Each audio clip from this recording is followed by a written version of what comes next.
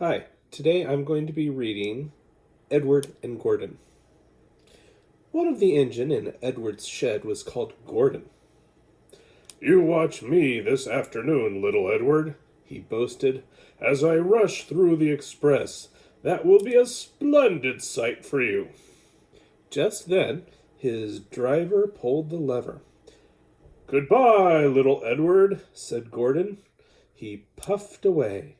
"Look for me this afternoon." Edward went off to do some shunting. Edward liked shunting. It was fun playing tricks with the trucks. He would come up quietly and give them a pull. "Ow, ow, ow, ow, ow, ow, ow, ow!" screamed the trucks. "Whatever is happening?" Then he would stop, and the silly trucks would go bump into each other. "Oh, oh, oh, oh, oh, oh, oh, oh, oh," they cried again. Edward pushed them until they were running nicely, and when they weren't expecting it, he would stop. One of them would be sure to run into the other, and another, and Edward played until there were no more trucks, and then he stopped to rest. Presently he heard a whistle.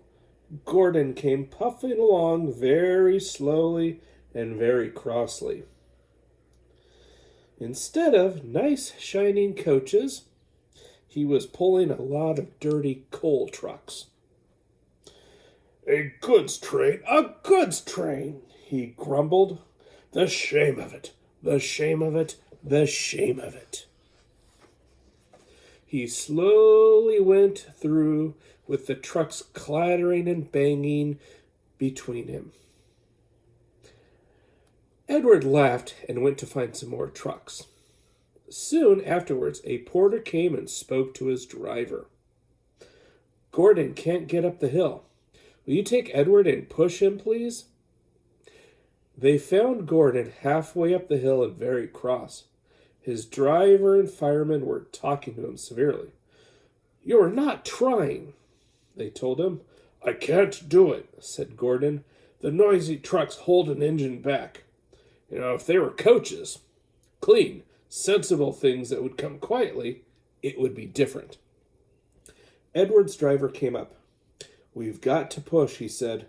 "No use at all," said Gordon. "You wait and see," said Edward's driver.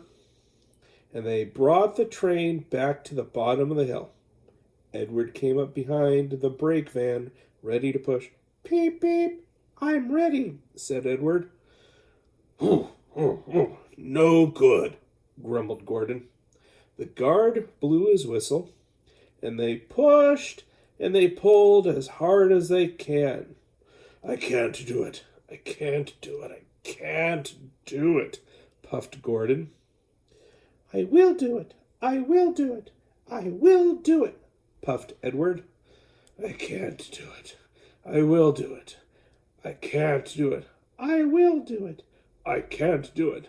I will do it," they puffed together. Edward pushed and puffed and puffed and pushed as hard as he could. And almost before he realized it, Gordon found himself at the top of the hill. "I've done it! I've done it! I've done it!" he said proudly, and forgot all about Edward pushing behind him. He didn't wait to say thank you, but ran on so fast that he passed 2 stations before his driver could make him stop. Edward pushed so hard that when he got to the top, he was out of breath. Gordon ran on so fast that he left Edward behind. And the guard waved and waved, but Edward couldn't catch up. He ran on to the next station, and there the driver and fireman said that they were very pleased with him. The fireman gave him a nice long drink of water, and the driver said, "I'll get out my paint tomorrow and give you a beautiful new coat of blue with red stripes, and then you'll be the smartest engine in the shed." Okay? So, I didn't show you the pictures while we were reading them, but here's the pictures. So there's Gordon and Edward, and there's Edward with the trucks.